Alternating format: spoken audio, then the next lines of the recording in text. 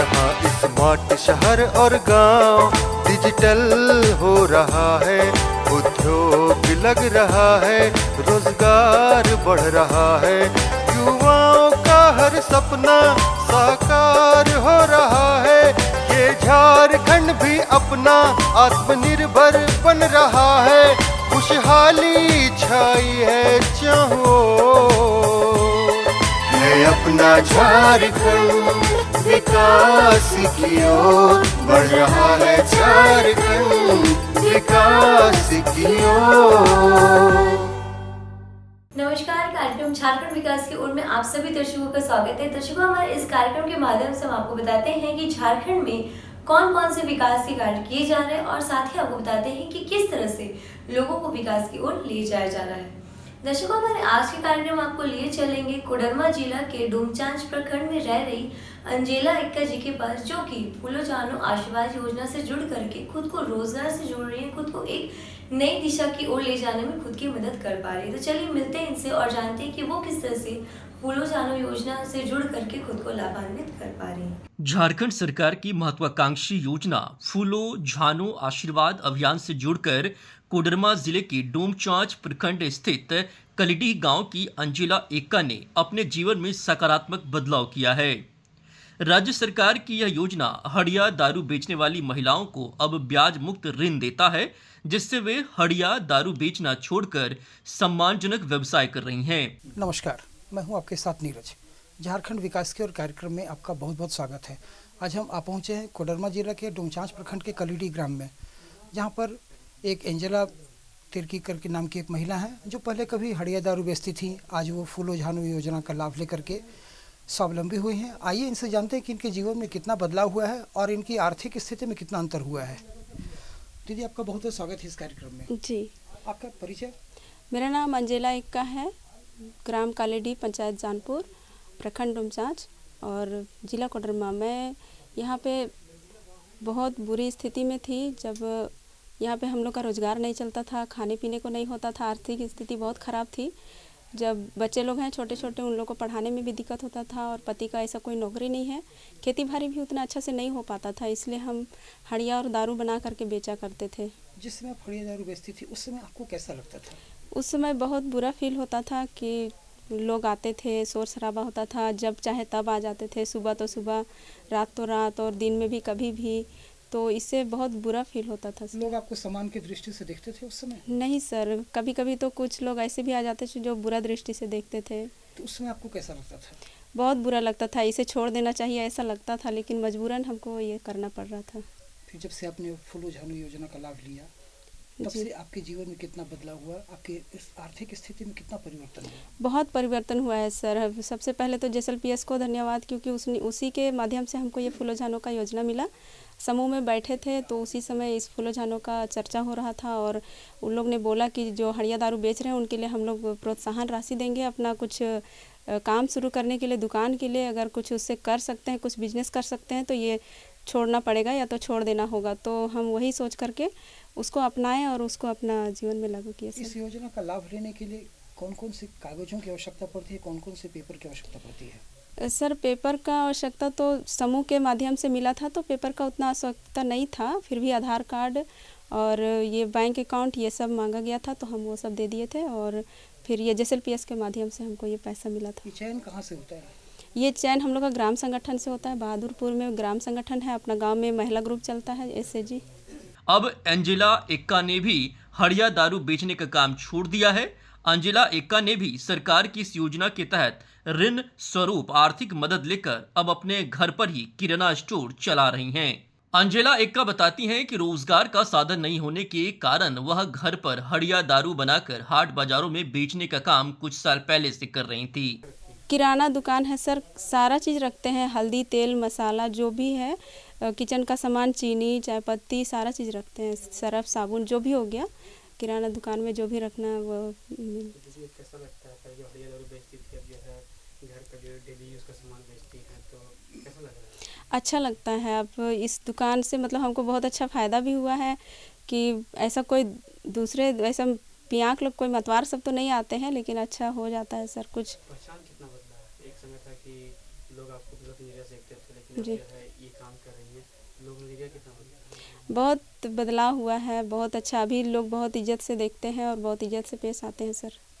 आर्थिक स्थिति में क्या बदलाव है? आर्थिक स्थिति में भी बहुत बदलाव हुआ है, महीने का हो जाता है सर 5,000 के लगभग। तो दीदी अभी बहुत सी ऐसी महिलाएं हैं जो हल्का दारू बेचती हैं और कहीं न कहीं जो कष्टमय जीवन जी रही हैं, तो ऐसी महिलाओं के लिए क्या कहना चाहती हैं दूरदर्शन के माध्यम से? हम उन दीदी लोगों को एक संदेश देना चाहते हैं कि अगर वो लोग जेएसएलपीएस से जुड़े हैं या तो कोई भी समूह से जुड़े हैं तो समूह में जुड़िए। और समूह एक बहुत अच्छा समूह है, शायद जैसे बोलते हैं आर्थिक स्थिति को बदलता है और हम उसमें जो बचत करते हैं वो भी खुद के लिए ही करते हैं। आने वाले समय में हमारे लिए कोई सहारा नहीं है, लेकिन समूह एक अच्छा सहारा है और समूह के माध्यम से ही वो हमें जैसे जैसे अपना स्थिति होगा समूह की सभी दीदी लोग उनको सहयोग करेंगे। शादी कब हुई? मेरी शादी 2009 में हुई सर। तो दीदी उसमें घर की स्थिति कैसी थी? बहुत बुरा था सर, उसमें घर का स्थिति खाने के लिए नहीं होता था, मड़ुआ रोटी और मकई का घट्टा मिलता था बस खाने के लिए ससुराल में आके। पति भी बोलते थे कि हड़िया बेचने जिसने बेचती थी उसने पति मजबूरन बेचना पड़ा हमको, जैसे पति भी चाहते थे कि कुछ पैसा आ जाए और मजबूरी में बेचना पड़ा। उसमें हम लोग को सिर्फ मकई का घट्टा खाते थे और मड़ुआ रोटी खाते थे और चावल तो होता ही नहीं था और जो सरकार से कुछ मिल जाता था बस उसी से होता था। कितने बच्चे आपके? मेरे 4 बच्चे हैं, 3 लड़की है 1 लड़का है। तो क्या बच्चों के बारे में क्या सोचती है? क्या उनको पढ़ाना लिखाना, कैसे उनका विकास करना है? जी, उनको पढ़ाना लिखाना है, अच्छा विकास करना है। जो हम स्थिति जो आज हम गुजार रहे हैं वो बच्चों की ज़िंदगी में कभी ना हो। आमदनी के नाम पर उन्हें थोड़े बहुत पैसे तो मिल जाते थे, पर इज्जत मिलना मुश्किल था। वहीं घर पर हड़िया दारू बनाने के कारण परिवार के लोगों को भी शराब की लत लग गई थी।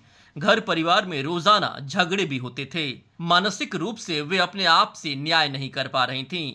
बच्चों के परवरिश में भी काफी दिक्कतों का सामना करना पड़ता था। देखिए, हड़िया दारू अचानक बेचने के लिए छोड़ने बोले तो थोड़ा दिक्कत तो हुआ कि हम खर्चा कहाँ से लाएंगे। उसके बाद में फिर वो लोग पैसे जो हमको दिए, उसके बाद 1 महीना हमको लगा थोड़ा संभलने में। उस समय भी स्थिति उतना अच्छा नहीं था, लेकिन समूह हमको सहयोग किया और गांव के कुछ लोग भी हमको सहयोग किए कि नहीं ये सब, मतलब कुछ लोग, क्योंकि बाकी सब लोग तो मुखिया जी हमको सहयोग किए और बोले कि ये सब धीरे धीरे ठीक हो जाएगा। अभी तो तुरंत अचानक छोड़ने से आर्थिक स्थिति खराब था ही, उसी से हम लोग का जीना खाना चलता था।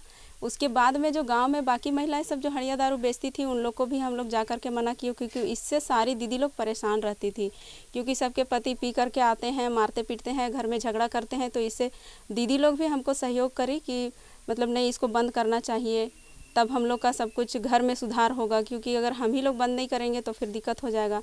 और भी कुछ लोग थे जो यहाँ बेचते थे, तो यही फिर दीदी लोग को बताया कि नहीं ये सब अच्छा काम नहीं है, अच्छा चीज़ नहीं है, तो इसको छोड़ देना चाहिए। उसके बाद मनरेगा के तरफ से हम लोग को बहुत सारा रोज़गार मिला, वही मेड़बंदी टीसीबी को लेकर के हम लोग फिर उसी में हम लोग काम करना शुरू कर दिए। फिर रात्रि चौपाल हुआ, ग्राम सभा हुआ, ग्राम सभा में हम लोग कुछ पैसे जमा करते थे ग्राम कोष में 10 रुपया करके प्रत्येक परिवार, और वो ग्राम कोष का पैसा से भी हम लोग स्वावलंबी मतलब स्वावलंबी के तौर पर हम लोग काम किए, जैसे पौधारोपण, लीनियर प्लांटेशन का काम किए, और रोड जो बना वो भी हम लोग खुद ही बनाए सब कोई, तो उससे हम लोग को रोज़गार मिला जब रोड बन रहा था तो। अंजेला एक्का बताती हैं कि गांव में महिला समूह का गठन किया जा रहा था। इस दौरान कुछ महिलाओं ने उन्हें समूह में जुड़ने की सलाह दी। अंजेला ने महिलाओं की सलाह मानी और समूह से जुड़ गईं। जेएसएलपीएस के द्वारा उसे निजी व्यवसाय करने के लिए प्रेरित किया गया। पहले इनका स्थिति बहुत ख़राब थी, इतना स्थिति ख़राब थी कि सब हंडिया वाला जो दारू होता है वो बनाती थी। लोग तरह तरह के आके नशाखोर आके बैठते थे। इज्जत प्रतिष्ठा पर भी कभी कभी दाव पड़ जाता था, लोग का नीयत ख़राब हो जाता था। पहले इनकी हालत बहुत, लेकिन जब से ये जेएसएलपीएस के माध्यम से या मनरेगा के माध्यम से जब से ये जुड़ी है, तब से इनका लाइफ में उस समय का भविष्य और अभी का भविष्य ज़मीन आसमान का फ़र्क है। इनसे इनकी आर्थिक स्थिति में भी अंतर हुआ है। बहुत अंतर हुआ है। उस समय आर्थिक स्थिति बहुत ख़राब थी, लेकिन जब से ये बागवानी हो, मनरेगा हो, फूल रुझान योजना हो, जब से ये सब में ये जागरूक हुई है और लोगों को जागरूक भी की है। रात्रि चौपाल के माध्यम से, ग्राम सभा के माध्यम से ये जागरूक किया है। तो इनके अलावा यहाँ पर बहुत ऐसी दीदी लोग थी जो कि हांडिया दारू, ई दारू, ऊ दारू सब बना के फूलो झानो आशीर्वाद योजना के तहत किराना स्टोर के लिए उन्हें ऋण भी उपलब्ध कराया गया।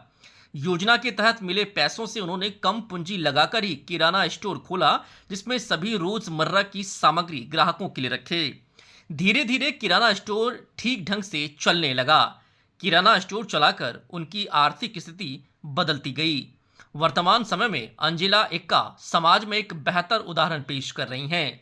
लोग जीवित करते थे, क्योंकि मतलब कोई योजना नहीं थी जो कि उन लोग लाभ से ले सके। मतलब ग्राम सभा नहीं होने के कारण इन लोग तक कोई बात नहीं पहुंच पाता था।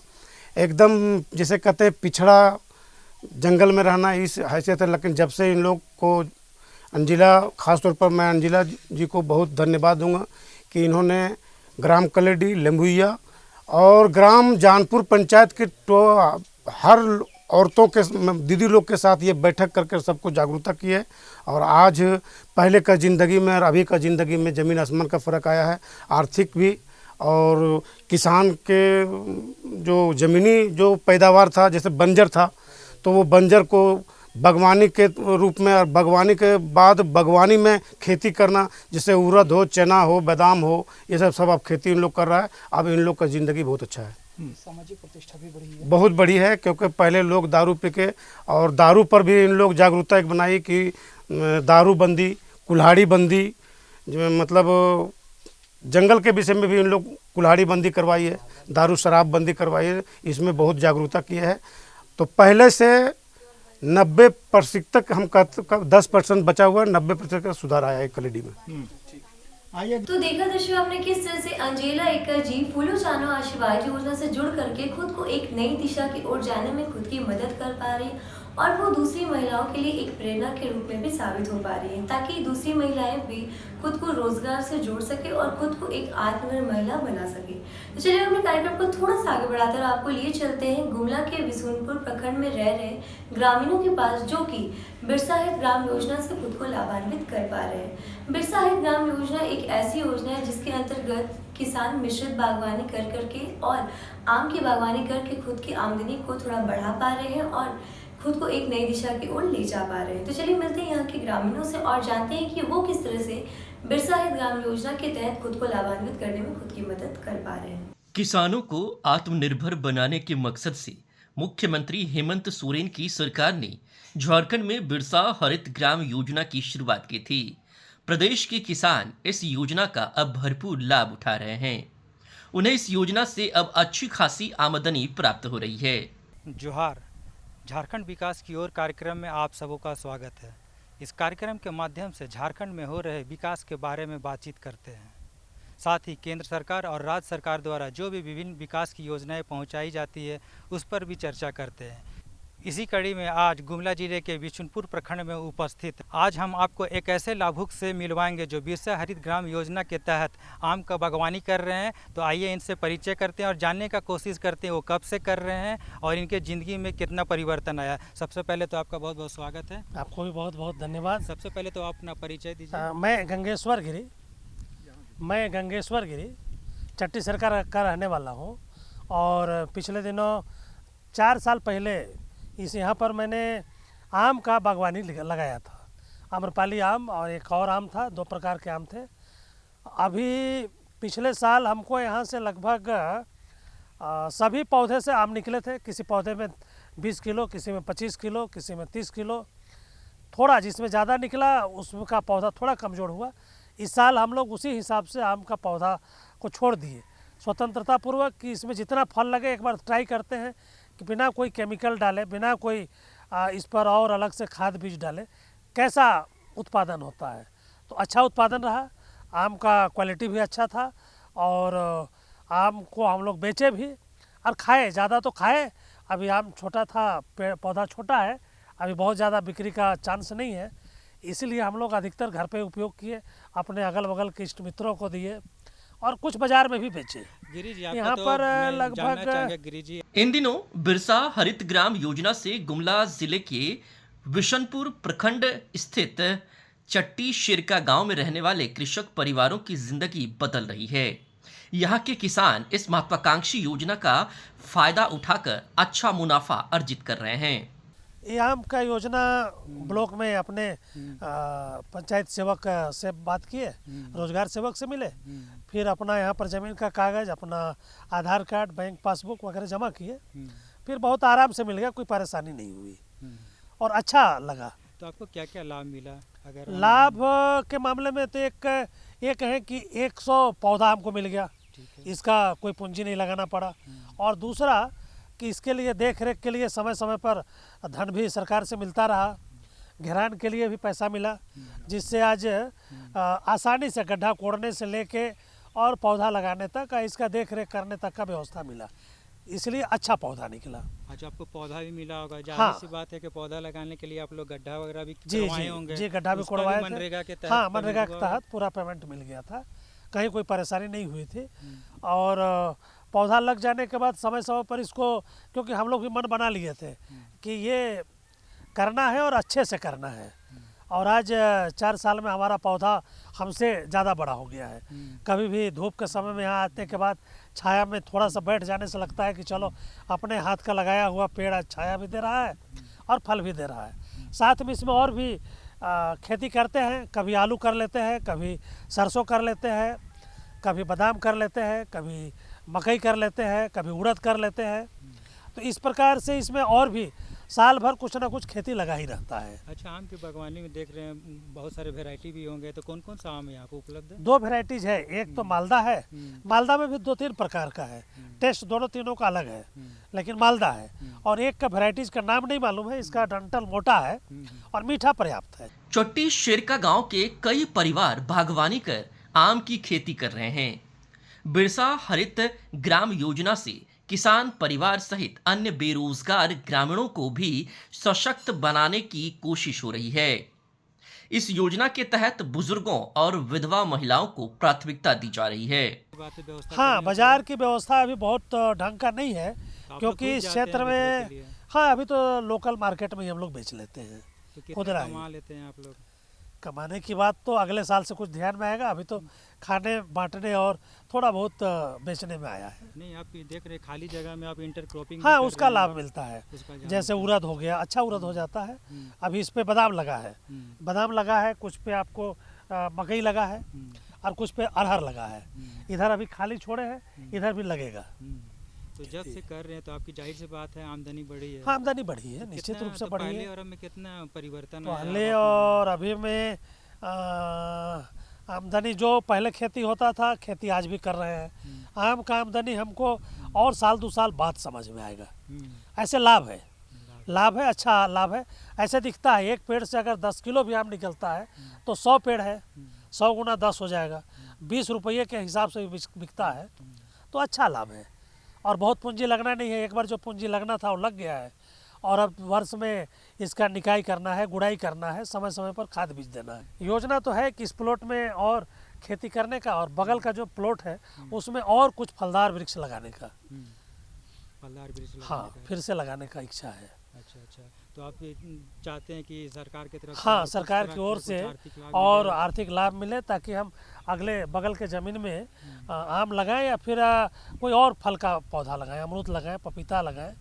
और अभी हमको यहाँ पर एक ज़रूरी है, पिछला साल भी हम प्रयास किए थे सरकार के साथ, वो जरेडा के द्वारा जिला प्रखंड कृषि पदाधिकारी के यहाँ फॉर्म वगैरह भी जमा किए थे, 5000 का ड्राफ्ट भी जमा किए थे। बोरिंग और बोरिंग के साथ सोलर के साथ पानी, इसकी व्यवस्था नहीं हो पा रही है। सरकार से मेरा निवेदन है कि यहाँ पर अभी सोलर का काफ़ी चल रहा है, बोरिंग डीप बोरिंग करके सोलर के साथ एक पंप देने का आग्रह करते हैं, ताकि पौधे पे सालों भर पानी की व्यवस्था हो सके और इस पे और भी मिक्स क्रॉप ले सके। बिशुनपुर प्रखंड के चोट्टी शेरका गांव के लोग बिरसा हरित ग्राम योजना से आत्मनिर्भर बन रहे हैं। ग्रामीणों के लिए जहां मनरेगा वरदान साबित हो रहा है, वहीं सरकार की विभिन्न योजनाओं से ग्रामीणों की जिंदगी में बदलाव और खुशहाली लौट रही है। जागरूकता और थोड़ी सी मेहनत से न सिर्फ ग्रामीणों ने गरीबी दूर की, बल्कि दूसरे लोगों के लिए मिसाल बनकर उभरे हैं। मनरेगा से जितना भी प्रयास मैंने उसमें पैसा था, जैसे एस्टीमेट के आधार पर मैं प्रयास किया, जितना भी हो सके, जिस टाइप से काम हुआ उस टाइप से मनरेगा का हर सप्ताह मैंने पैसा पेमेंट होते जाता था।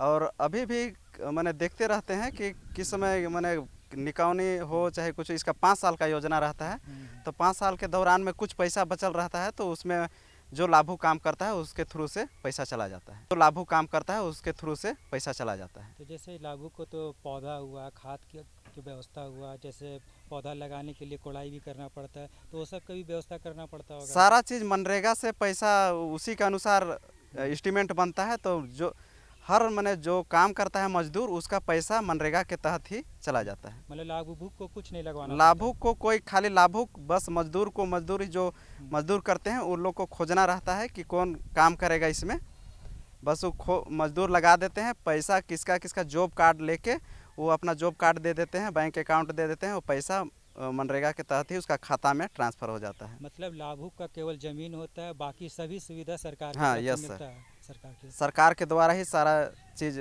पैसा मिल जाता है। और घेराबंदी भी। तो दर्शकों, आपने हमारे आज के कार्यक्रम में देखा कि किस तरह से अंजेला एका जी फूलो जानो योजना से जुड़ करके खुद को आत्मनिर्भर बना पा रही हैं, और साथ ही आपने देखा कि किस तरह से गुमला के बिशुनपुर के ग्रामीण बिरसा हरित ग्राम योजना से खुद को लाभान्वित कर पा रहे हैं। तो दर्शकों, हमारे आज के कार्यक्रम में फिलहाल इतना ही। आज के लिए हमें दीजिए इजाजत। नमस्कार।